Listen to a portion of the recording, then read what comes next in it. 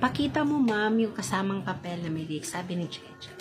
Okay, so ito yung album na yon na na-play ko sa aking cassette player. So ito siya, papakita ko sa inyo.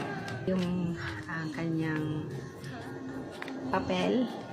So actually, wala siyang lyrics because dahil ito po ay greatest hits, hindi po siya studio album or soundtrack. But, nakalagay dito yung mga titles ng songs.